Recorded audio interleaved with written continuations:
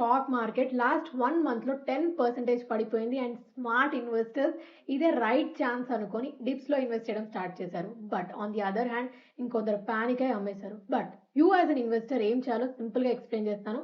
ముందు నన్ను ఫాలో అవ్వండి so that you'll not miss any money related updates. ఒకసారి ఈ డేటా చూడండి. Nifty 50 small cap, mid cap అన్ని డబుల్ డిజిట్స్‌లో కరెక్ట్ అయ్యాయి. And long term investors it's the right time because మనకిప్పుడు ఇండియన్ మార్కెట్ చీప్‌లో నడుస్తుంది. అండ్ ఇన్వెస్ట్ చేయాలనుకునే వాళ్ళు లార్జ్, మిడ్ అండ్ స్మాల్ క్యాప్‌లో 50, 30, 20 రేషియోలో చేయొచ్చు.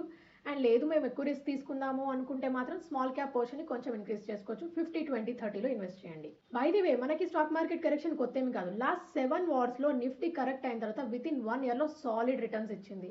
Just look at this data. Even కోవిడ్‌లో కూడా మనకు సింగిల్ డేలో మార్కెట్ 13% కరెక్ట్ అయింది. ఆ తర్వాత స్టోరీ అంతా మీకు తెలిసిందే. But if you just notice last 18 months అంటే సెప్టెంబర్ 24 నుంచి ఇప్పటి వరకు నిఫ్టీ ఫ్లాట్ రిటర్న్స్ ఇచ్చింది. బట్ పాస్ట్లో మీరు చూస్తే నిఫ్టీ ఎప్పుడైనా 18 మంత్స్ ఫ్లాట్ రిటర్న్స్ తర్వాత నెక్స్ట్ 12 మంత్స్ అండ్ 13 మంత్స్లో అగైన్ సాలిడ్ రిటర్న్స్ ఇచ్చింది. Just look at this data.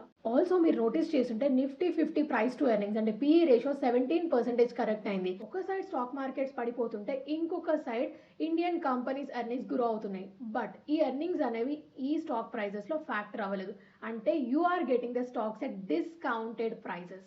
Short టర్మ్లో ఎవరు మార్కెట్ని ప్రిడిక్ట్ చేయలేరు. బట్ మీకు లాంగ్ టర్మ్ అయితే మాత్రం ఇన్వెస్ట్ చేస్తూ వెళ్ళండి.